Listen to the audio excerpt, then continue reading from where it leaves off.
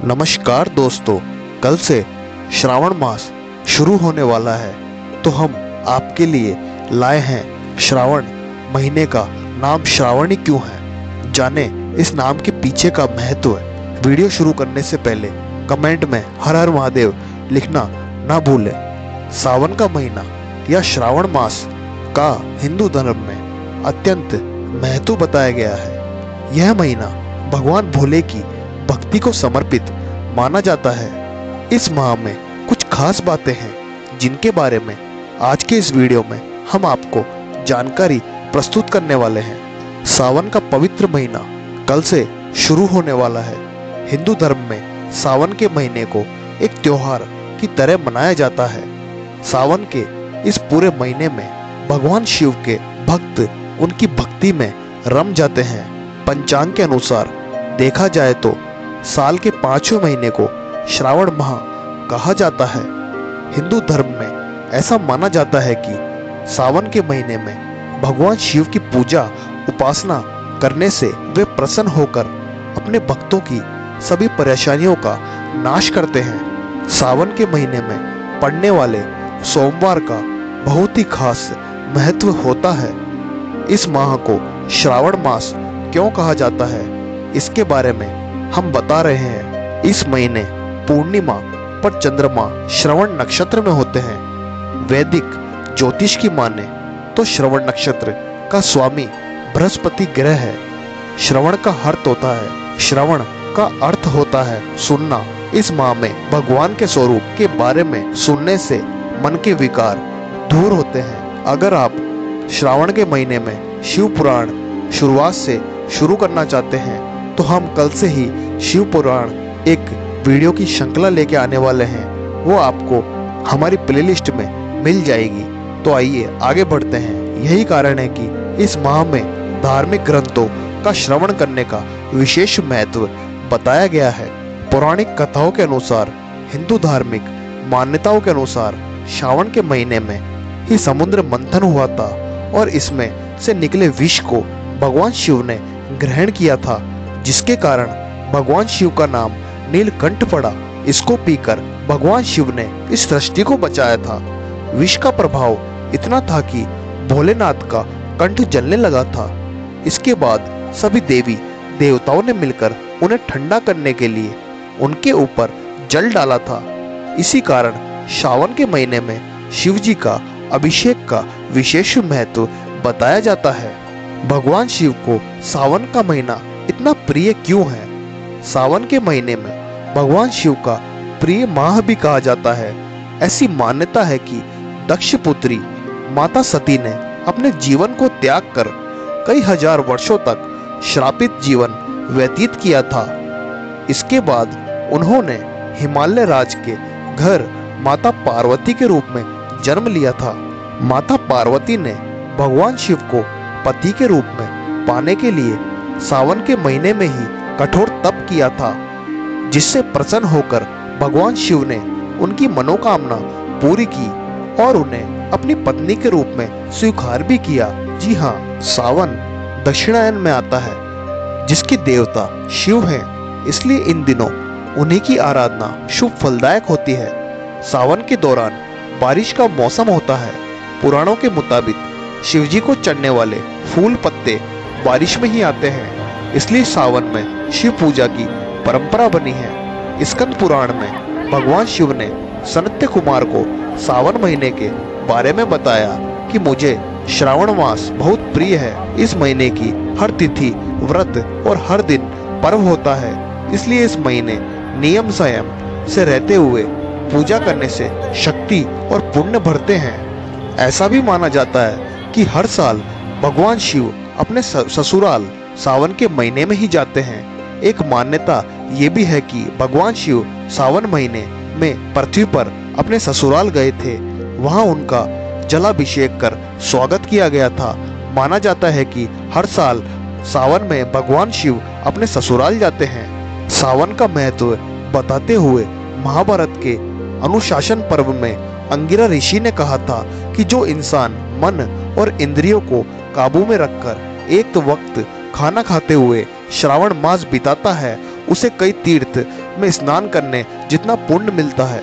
मरकंडू ऋषि के पुत्र मार्कंडेय ने लंबी उम्र के लिए श्रावण में ही घोर तप कर शिवजी की कृपा प्राप्त की थी, जिससे यमराज भी मार्कंडेय के प्राण नहीं ले सके थे और वो अमर हो गए थे।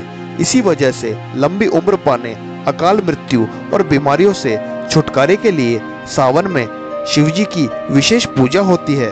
शिवजी को क्यों चढ़ाते हैं भस्म? शिव पुराण के मुताबिक बिना भस्म के शिव पूजा अधूरी होती है, लेकिन शिवजी भस्म क्यों लगाते हैं, इस बारे में जानकारों का कहना है कि जब दक्ष प्रजापति ने शिवजी का अपमान किया था तो सती ने हवन कुंड में जलकर प्राण त्याग दिए थे।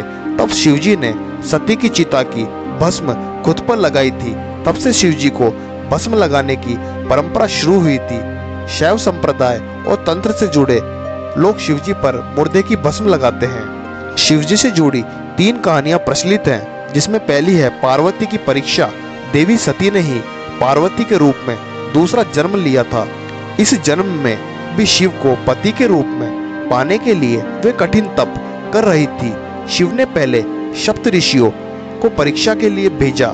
सप्त ऋषियों ने पार्वती के पास पहुंचकर शिवजी की बहुत बुराई की, उनके दोष गिनाए, लेकिन पार्वती जी ने अपने संकल्प पर अड़ित रहते हुए उनकी तपस्या की। इसके बाद महादेव खुद आए, उन्होंने पार्वती जी को वरदान दिया और अंतर्ध्यान हो गए। तभी एक बच्चे की आवाज सुनाई दी। पार्वती जहां तप कर रही थी उसी के पास मौजूद तालाब में मगरमच्छ ने एक बच्चे का पैर पकड़ रखा था। पार्वती वहां पहुंची और मगरमच्छ से बच्चे को छोड़ने को कहा। मगरमच्छ ने अपना नियम बताते हुए इनकार कर दिया कि दिन के छठे पहर में जो मिलता है उसे आहार बना लेता हूँ। इस पर पार्वती जी ने पूछा, इसे छोड़ने के बदले क्या चाहोगे? मगरमच्छ ने कहा, अपने तप का फल मुझे दे दो तो बालक को छोड़ दूंगा। पार्वती जी तत्काल तैयार हो गई, पर मगरमच्छ ने उन्हें समझाया कि वे क्यों एक बालक के लिए अपने कठिन तप का फल दे रही हैं। लेकिन पार्वती जी ने दान का संकल्प किया। उनके ऐसा करते ही मगर का शरीर चमकने लगा। अचानक बच्चा और मगर दोनों गायब हो गए और उनकी जगह शिव प्रकट हुए। उन्होंने बताया कि वो परीक्षा ले रहे थे, क्योंकि पार्वती ने अपने तप का फल शिव को ही दिया था, इसलिए उन्हें दोबारा तप करने की जरूरत नहीं रही। दूसरी कहानी प्रचलित है, कामदेव को भस्म किया। शिव जी को कामांतक भी कहते हैं। इसके पीछे कथा है, तारकासुर ने ब्रह्मा जी से 2 वरदान पाए थे। पहला, तीनों लोकों में उसके समान ताकतवर कोई ना हो, और दूसरा, शिवपुत्र ही उसे मार सके। तारकासुर जानता था कि देवी सती के देहांत के बाद शिव समाधि में जा चुके हैं, जिससे शिवपुत्र होना असंभव था। वरदान पाकर तारकासुर ने तीनों लोकों को जीत लिया। उसके अत्याचार से परेशान होकर देवता ब्रह्मा जी के पास गए। उन्होंने देवताओं को वरदान के बारे में बताते हुए कहा कि केवल शिवपुत्र ही तारकासुर को मार सकता है, लेकिन शिवजी गहरी समाधि में हैं। हिमवान की पुत्री पार्वती शिव से विवाह के लिए तप कर रही हैं, लेकिन वे पार्वती की तरफ देखना भी नहीं चाहते। अगर महादेव पार्वती से विवाह कर पुत्र उत्पन्न करें तभी इस दैत्य का वध संभव है। तब इंद्र ने कामदेव से कहा कि वे जाकर शिवजी के मन में देवी पार्वती के प्रति अनुराग जगाएं। कामदेव ने पुष्प बाण ध्यानमग्न शिवजी पर चला दिया। अचानक इस विघ्न से शिवजी बेहद गुस्सा हुए और उन्होंने तीसरे नेत्र से कामदेव को भस्म कर दिया। इस पर कामदेव की पत्नी रति ने शिवजी से प्रार्थना की कि वे उसके पति का जीवन वापस लौटा दे। शिवजी ने शांत होकर कहा, कामदेव की देह नष्ट हुई है, लेकिन उसकी आंतरिक शक्ति नहीं। काम अब देह रहित होकर हर प्राणी के हृदय में रहेगा। वह कृष्णावतार के समय कृष्ण के पुत्र के रूप में जन्म लेगा, फिर तुम उसकी पत्नी बनोगी। उस समय रति ने मायावती के रूप में जन्म लिया था। इसी श्रृंखला में तीसरी कहानी जो प्रचलित है वह है अशुभ से हुआ शुभ। नर्मदा नदी के किनारे धर्मपुर नाम का सुंदर नगर था। उसमें विश्वानर नाम का ब्राह्मण अपनी पत्नी सूची स्मृति के साथ रहता था। दोनों शिव भक्त थे और उन्होंने पुत्र पाने के लिए उनसे वरदान मांगा कि स्वयं भगवान शिव उनके पुत्र के रूप में जन्म लें। शिव के वरदान से उनके यहाँ एक पुत्र का जन्म हुआ जिसका नाम गृहपति था।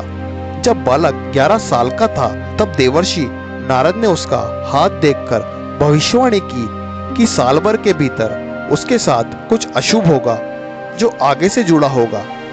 जब माँ बाप यह सुनकर दुखी हुए तो बेटे ने उन्हें सांत्वना देते हुए कहा कि वे दुखी ना हो, क्योंकि वह भगवान को प्रसन्न कर लेगा, इससे यह अनिष्ट टल जाएगा। माता पिता से आज्ञा लेकर वह शिव की नगरी काशी पहुंचा। वहां उसने गंगा के घाट पर स्नान किया और पूरे साल शिवलिंग की पूजा की। जब नारद मुनि द्वारा बताया अनिष्ट समय आया तो देवराज इंद्र ने प्रकट होकर उससे वरदान मांगने को कहा। बालक ने वरदान लेने से मना कर दिया और कहा वो केवल भगवान शिव से ही वर प्राप्त करेंगे।